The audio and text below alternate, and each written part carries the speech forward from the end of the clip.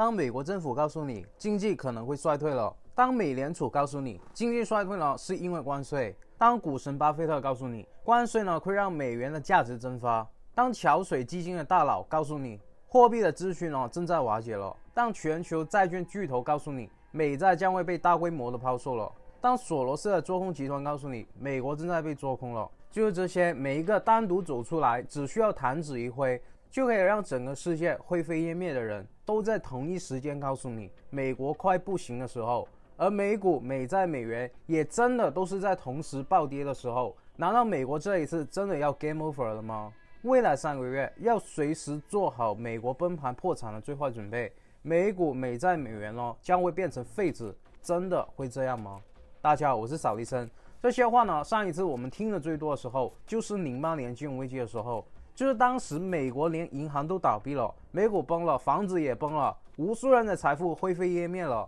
但问题来了，现在的美国崩盘了吗？破产了吗？现在的美股、美债、美元变废纸了吗？你会发现全世界任何一个国家国库里面的资产主要就2个嘛，一个叫黄金，一个叫做外汇储备。也就是说，只要一个国家它一赚到钱，它要不就是把钱拿去买黄金，要不就是把钱买外汇储备，然后存在国库里面。为什么呢？你可以去思考一下。如果今天你日本想要买我中东的石油，你德国想要买我台积电的晶片，你巴西想要还债，你付我日元、欧元、雷亚塞，就这些你国家自己印出来的货币，我会不会收呢？不会的。我们只认2个东西，一个叫做黄金，一个叫做美金。你想要跟我做生意，甚至还债给我，我只收黄金或者是美金。所以全世界80%以上的生意都是要用美金来结算的。你没有美金了，你连石油和粮食都买不到了。比如说这印度就是因为手上的美金不够，所以23年的时候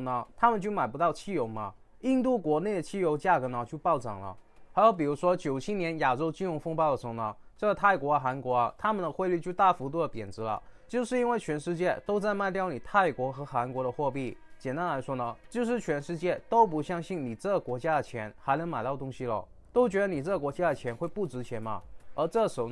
如果泰国和韩国手上拿着美金，就可以拿美金去买回自己国家的货币，这样汇率就不会崩盘，也不会引发金融风暴了。也因为这样，所以全世界无论你是中国大陆、香港、台湾，还是新加坡、沙特、日本，你要不就是囤黄金，要不就是囤美金。美金就是全世界的外汇储备。但是你会发现，全世界囤了接近10万亿美金的外汇储备，但他们并没有把这些钱锁在金库里面，反而是在疯狂的买入美国的国债。为什么呢？很简单，大部分的人都知道，就是美联储会印钱嘛。就是今天你美国人拿着无数的美金来到我日本买东西了，把我辛辛苦苦做出来的产品都买走了，然后就只留下你印出来的美金。我日本当然是可以拿着你的美金在全世界去买东西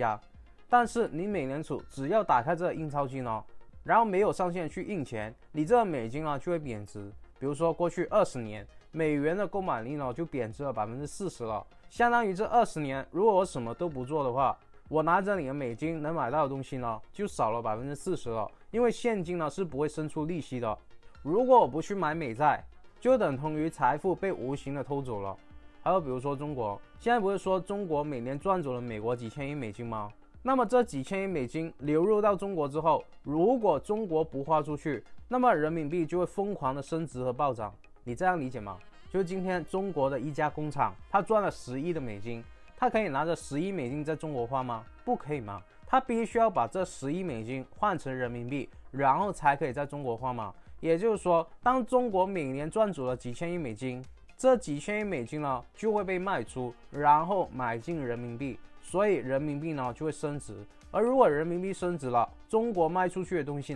就会变贵了。就是之前我100美金能买到一双鞋，现在要150美金，那这双鞋就会失去了性价比了，然后就可能卖不出去了。卖不出去你这个工厂就要倒闭，然后无数人就会失业，经济就会崩盘。所以无数的国家都会记住当年日本亲自给我们上了这堂课，就是当时日本卖了无数的家电和汽车给美国，赚走了美国无数的美元。所以美国资本家就为你日本量身定做了一盘局，让你去签一个叫做广场协议的东西，然后让日元被迫去升值，从1美金换240日元，变成$1只换120日元。简单来说呢，就是日元升值了1倍嘛，所以日本卖出去的东西价格呢也要翻1倍。那结果是怎么样呢？什么 Toyota 啊、Sony 啊都卖不动了，那些工厂呢都搬到中国去了，然后呢，日本经济就直接失去了30年。也就是说，如果你这个国家赚钱是靠出口的，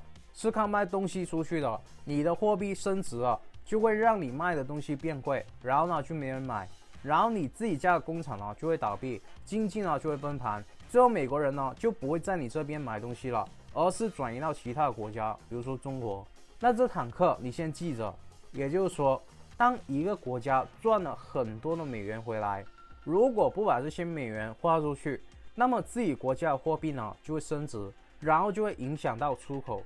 所以全世界赚了美元回来之后呢，就会把美元拿去买美债或者是黄金，然后存起来，在关键的时候呢，就卖出这个黄金或者是美债换回美元来花。也因为这样，外汇储备不仅是美元，更多的是美债。但为什么是美债呢？比如说这个巴西的央行，它发行的债可以付给我12%的利息，而美债前几年呢只有不到2%的利息，这里面是不是差了10%的利息啊？但是全世界依然买的是美债，为什么呢？因为这看似少了10%的利息，但是这巴西的货币一旦暴跌呢，可能一跌就跌个20-30%，到那个时候呢，你赚就赚个10%的利息，但亏呢就亏个20-30%起跳啊！而且这呢只是账面上的贬值，到巴西的货币真的崩盘的时候呢，你一个国家拿着这么多巴西的货币，你想要卖也卖不出去的。所以你不买美债，难道你觉得英国的、德国的、日本的债券比美债债券更稳定吗？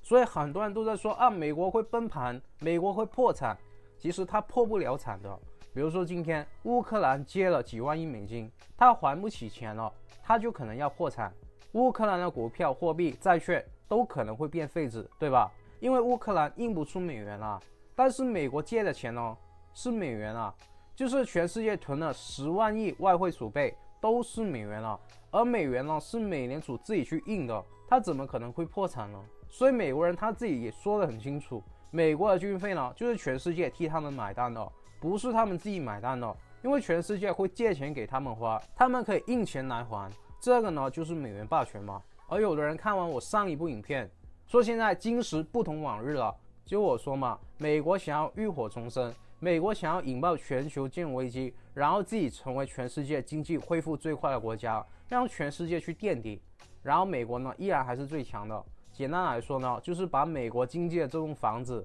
给炸了，然后重新盖一座新的。很多人说啊，不可能，因为以后我不用领美元了，我还可以去用欧元，我还可以去用人民币，对吧？就是我们不会再被美国掐着脖子了。我觉得全世界确实呢都是在讲去美元化。美元霸权呢，确实也不像以前那样可以肆无忌惮的在全世界掠夺财富了。但是我就只问一个问题：全世界买了美国10万亿美金的美债，那欧洲和中国的债有多少外国资金在买呢？就是如果今天有10万亿美金的外国资金愿意借给中国跟欧洲，全世界都愿意囤人民币和欧元，那么欧洲和中国的经济呢就会瞬间起飞，美元霸权呢就可以彻底的瓦解。我上一集讲的美国的那一盘局呢，就会彻底的失败。但目前啊，我看不到全世界在囤欧元和人民币啊，我看到的是全世界就算不买美债，但他们囤的是黄金，而全世界拿着最多黄金的国家呢，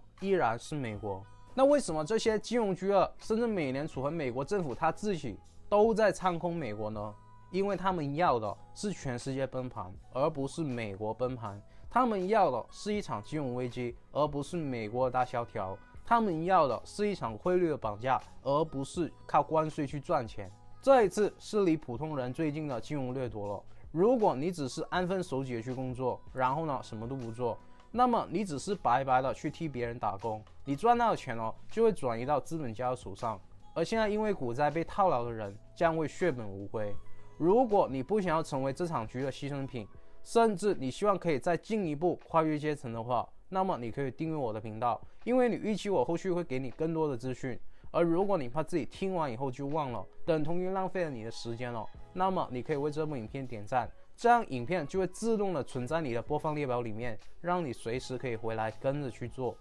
所以很多人说美国政府给全世界加关税，现在的结局呢是失败的，因为它暂缓了90天嘛，好像是认乌龟了。那如果你听得懂我刚才说的话，其实这一场关税就是新的广场协议，目的呢就是给全世界看到不听话的后果。什么意思呢？我们看嘛，其实美元指数年头到现在已经贬值了10%了。有人就会说啊，全世界的钱都逃离了美国了，所以大家都在卖美元，美元呢才会这样贬值的。所以美国其实也输得很惨，真的是这样吗？上一部影片讲了，美元贬值对美国来说不就是好事情吗？简单来说，他今年要还了几万亿美债，因为美元贬值了，不是少还点了吗？然后引发全球股灾了，我们提前卖掉股票，手持现金的资本家，不就是可以买到贱卖的资产了吗？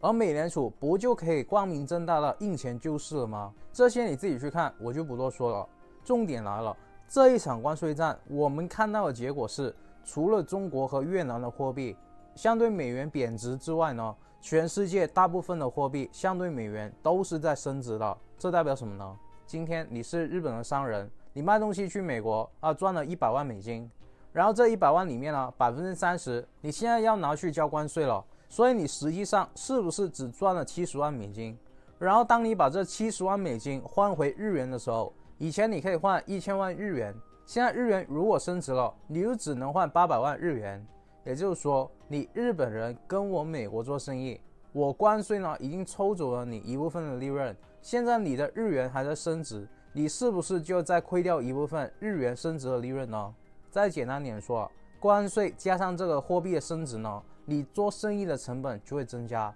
那么你就只能把出口去美国的产品卖得更贵。所以广场协议或者是关税的重点是什么呢？不是让你的货币去升值啊，而是让你卖给我美国的东西变贵，最后卖不出去啊，让你卖的东西呢烂在你国家的肚子里面，让你国家做生意的都倒闭了，让你国家打工的都失业了，让你的经济崩盘，失去30年了。所以就短短几天的关税，川普不就说了吗？全世界都在排着队亲吻他的后面啊，就是因为有一个30年前的日本挂在了这个城墙上，全世界看着当年的日本，也看着现在的自己。现在美国要还给全世界的债变少了，而全世界卖给美国的东西呢变贵了，很快就卖不出去了，可能成为下一个日本了。那可以怎么办呢？就是只能让自己的货币贬值，而方法只有2个。第一呢，就是卖出自己国家的货币，然后呢去买入这个外汇储备，也就是买美元和美债。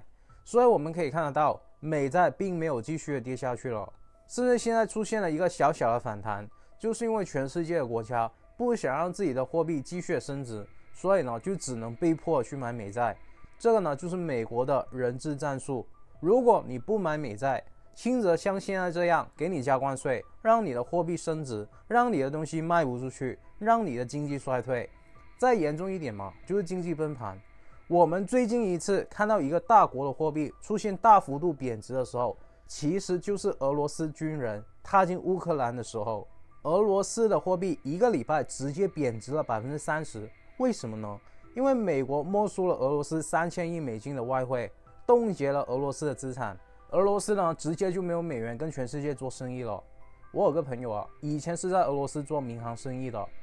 他是我还在读大学认识的第一个亿万富翁。结果现在呢，他手上俄罗斯的卢布都换不了美元了。表面上卢布对美元是贬值了1倍，但实际上呢，你在官方是很难换得到美元的，你就只能到黑市去换。而黑市的汇率呢，卢布对美元呢其实是贬值了2-3倍了，也就是说他手上的财富直接贬值了2-3倍，他换不回来美金，他的钱呢只能在俄罗斯去花。所以很多人说啊，现在跟过去不一样了，美国这样搞，美元也会崩盘的。那我们就看看现实吧。现实就是，虽然沙特嘴巴上喊着去美元化，但是他们卖石油的时候收的依然是美元啊。虽然中国在抛售长期的美债，但同时呢也在买短期的美债，更不用说日本、英国、加拿大了。因为再简单点嘛，一个国家的汇率就是靠黄金和美债来支撑的。如果美债崩了，你自己国家拿着的资产都崩了，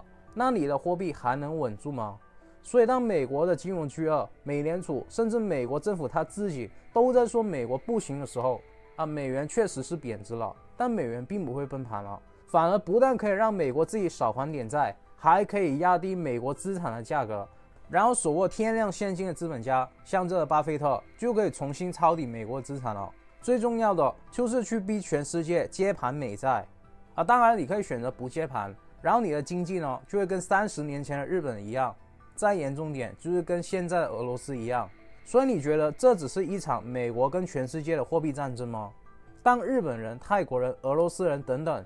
都只能眼睁睁的看着自己的财富蒸发，什么都做不了的时候，那下一个是谁呢？当政府都不一定可以保护好国民的财富的时候，我们是不是要学会自保呢？不要让国家担心我们呢？很多人到现在还被洗脑说只要你长期拿着就可以涨回来了。那我只能说，这些人只有等到为时已晚的时候才会觉醒的。我见过太多的人，去年年底开始看我的影片，然后现在真的股灾了，他们被套牢了，亏大钱了，他们才问我怎么办。那为什么他们不去问一下那些让他们长期持有的人在股灾的时候怎么办呢？因为那些教你长期持有的人，他并不需要对你负责任的嘛。就好像有些邪教告诉你死了之后可以上天堂一样，但只有你死了才知道你自己能不能上天堂的。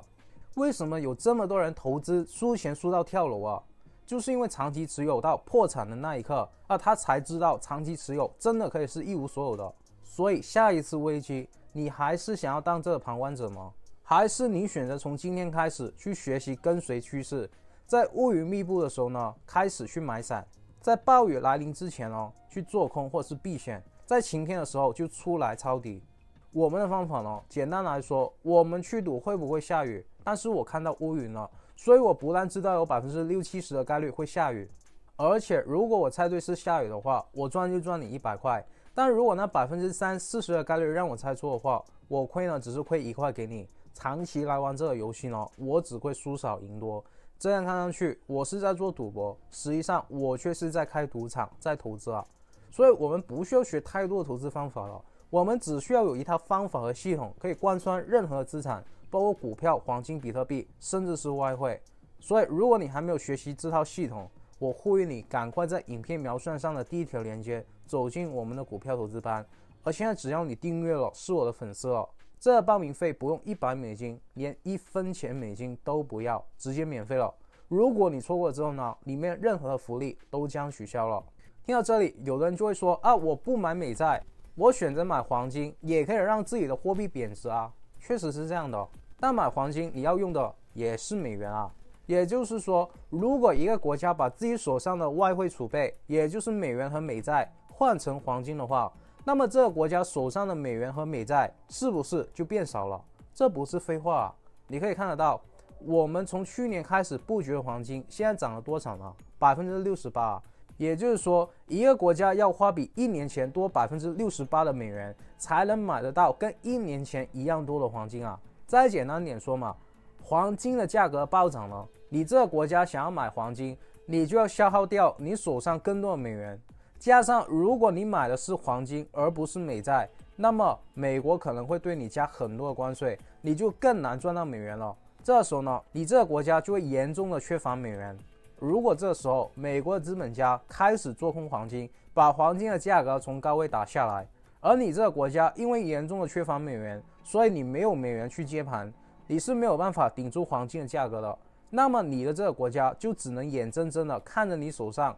在高位接盘的黄金不断的贬值。也就是说，你不但没有了美元，也没有了黄金。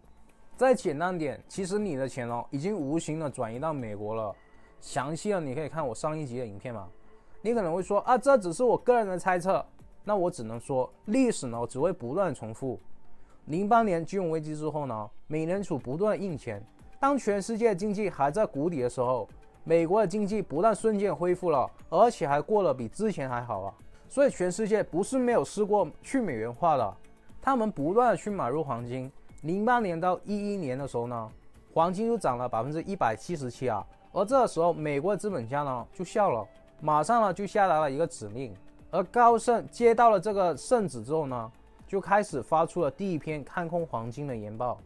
预言说这个黄金呢会暴跌30%，然后整条华尔街呢都开始纷纷的发出看空黄金的研报，人为的制造了一场恐慌。这呢就是做空的第一步。第二步呢，华尔街在全世界大量的抛售黄金，快速的打压黄金的价格，让全世界看见原来华尔街说的都是真的黄金真的暴跌了，所以全世界呢也会跟风的一起抛售，形成了这个下跌的趋势。短短就1个月嘛，就暴跌了10%。对于黄金来说呢，10%的暴跌呢已经很厉害了。而这时候，瑞士银行呢就忍不住想要把手上的黄金储备全都卖掉，但很快就进入到做空的第3步，火上加油啊！12年的时候呢，华尔街直接在黄金期货一开盘，短短1分钟，市场上就收到了300吨要做空黄金的一个空单。当时黄金1年才生产2700吨，但1分钟呢，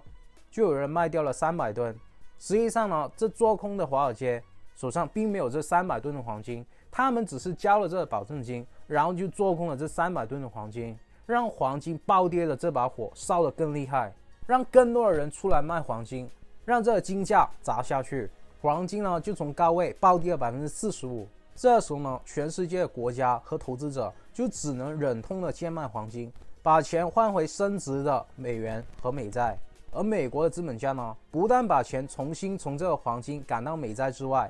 他们还在做空黄金，还有这个做多美元里面大赚特赚。所以还是那句话，详细的可以看我上一集影片嘛。而重中之重来了，简单来说，现在美国对全世界加关税，全世界直接就股灾了，然后全世界大部分的货币都升值了。那么你首先就会有2个选择，第一呢，就是什么资产都不买，让自己的货币继续升值，然后像日本一样，看看会不会失去30年嘛。然后第二呢，就是去听话买美债。第3呢，就是去买黄金，然后呢就等着黄金被拉爆砸盘，最后呢还是要回去买美债。而最重要的是，无论你是选择买美债还是买黄金，美国都可以先主动引爆一场跟08年一样的全球性金融危机，然后美联储就可以有一个理由去救市，去没有上限的扩表印钱，把新印出来的钱呢，以接近于0的利息借给美国资本家，让他们去抄底美国的资产，重新的把美国资产的价格推上去。而这时候呢，美国就会成为全世界在金融危机里面第一个恢复的国家，全世界的钱呢就会流进去美国的债券或者是股市里面去避险嘛，全世界资产就会再进一步的暴跌，加上这个关税，全世界就会进入到衰退。这时候美国的资本家就可以在高位套现美国的资产，然后抄底全世界进一步贱卖的资产，最后美国就会浴火重生，全世界将会继续的抢着买美债、买美元、买美股，而美国和全世界贱卖的资产呢，将会重新的回到资本家手上。